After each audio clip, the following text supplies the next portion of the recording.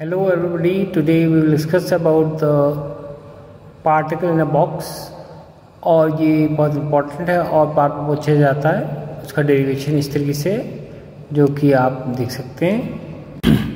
This is the energy level of waves of a particle enclosed in a one dimensional box potential box of infinity। यहाँ infinity पे आप देखते हैं ये potential है और इन बिटवीन द पोटेंशियल है वो ज़ीरो है। पार्टिकल यहाँ से यहाँ सर्कुलेट करता रहेगा इसी के अंदर, तो इसे इस तरीके से लिख सकते हैं। Let us consider the case of particle of mass m moving in x along x axis between the two rigid walls. A और बी के बीच में वो रोटेट कर रहा है। This A and this B. x at x0 and x0 l। x is equal to 0 is this one and x is equal to l यहाँ तक है, ठीक है। The particle is free to move between the walls and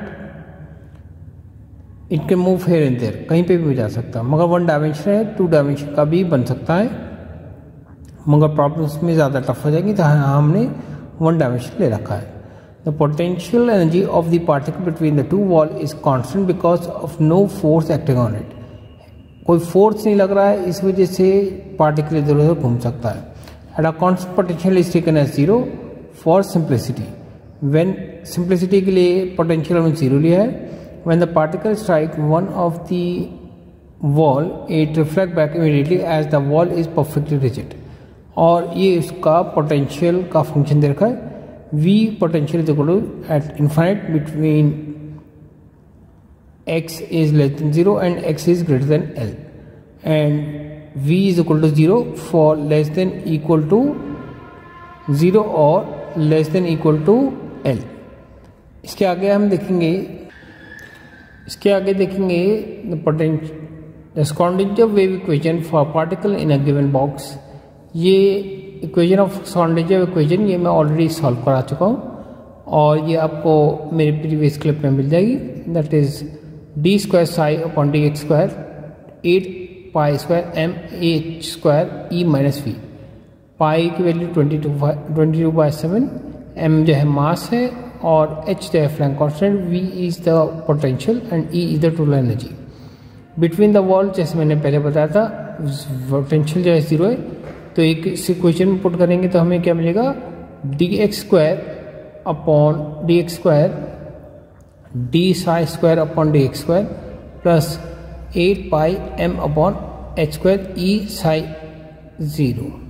हम इस portion को क्या consider कर रहे हैं, के स्क्वायर फॉर सिंप्लिसिटी, बार बार हमें लिखना ना पड़े इसलिए। तो 8 pi square m h is equal to k square. Let us assume like that. तो के हमारा इक्वेशन 2 जो अबव बना था ये बन जाएगा d square psi x square plus k square plus psi is equal to 0।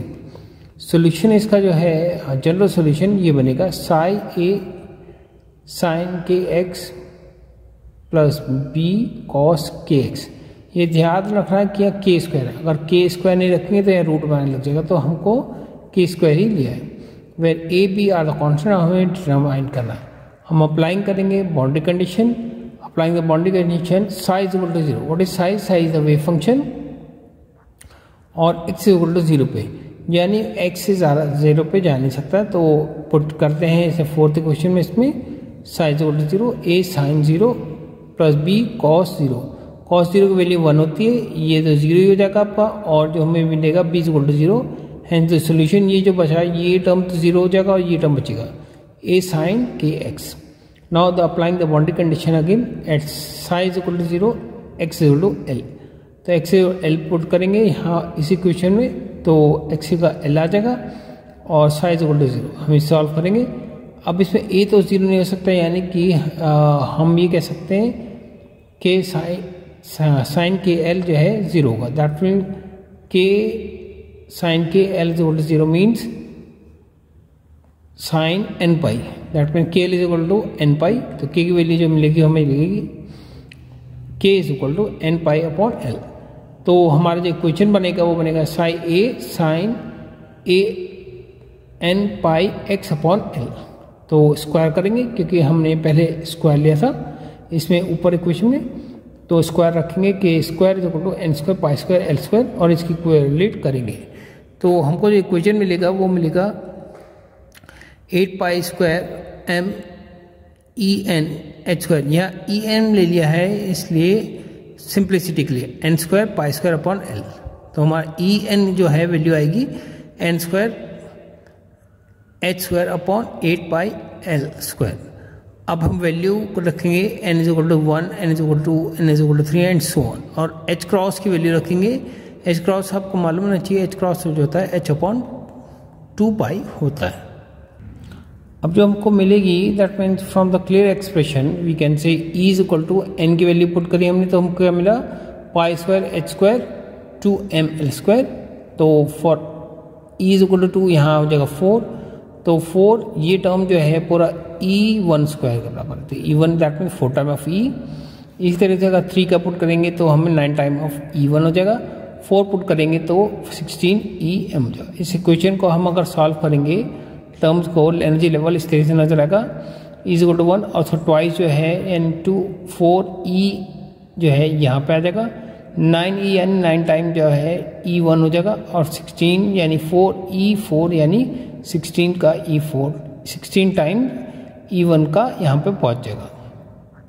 अभी भी हमें क्वेश्चन में अगर देखें तो a हमें नहीं मिला है तो हम नॉर्मलाइजेशन करेंगे। नॉर्मलाइजेशन क्या होता है? नॉर्मलाइजेशन होता है किसी भी वेव को परसेंटेज फॉर्म में निकालना, कितने परसेंट में।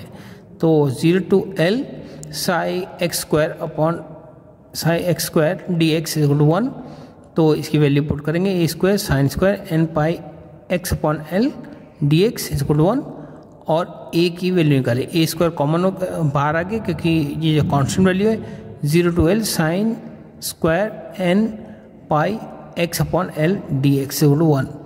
तो ये तो सॉल्व नहीं हो सकता, ये फॉर्मूला हम ट्रिग्नोमेट्री में यूज़ करते हैं 1 upon 2 1 minus cos square N two N pi x upon L into D x equal to 0। Integrate करेंगे तो हमें ये वैल्यू मिल जाएगी और ये डेफिनेट इंटीग्रल है 0 to L तक। अब जब इसमें L पुट करेंगे तो ये L बचेगा, यहाँ वाला L जब पुट करेंगे तो n पाई बचेगा जिसकी वैल्यू हर टाइम 0 आती है और जब 0 पुट करेंगे तो ये तो 0 ही टर्म रहा और ये 0। तो हमको क्या मिलेगा, जो वैल्यू मिलेगी वो मिलेगी 1।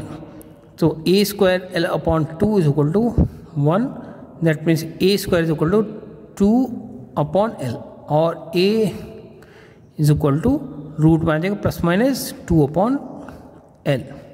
तो इसमें इक्वेशन में पुट करेंगे psi X equal to root 2 upon L sine N pi L upon X. ये इक्वेशन है this is a wave equation of wave function of the particle enclose in infinite potential.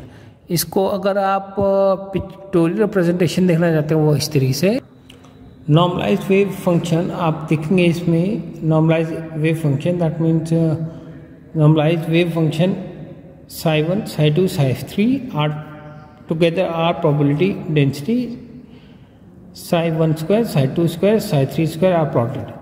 ये psi की value है psi 2 की psi 3 की और इसमें probability जो निकाली है psi 1 square, ये probability psi 2 square, ये probability इसकी probability है।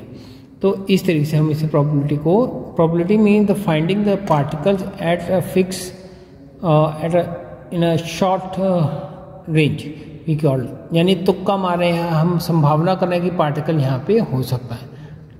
ठीक है, thank you for watching my video, kindly subscribe, press bell icon and thumb impression so that you get the intimation of my next video.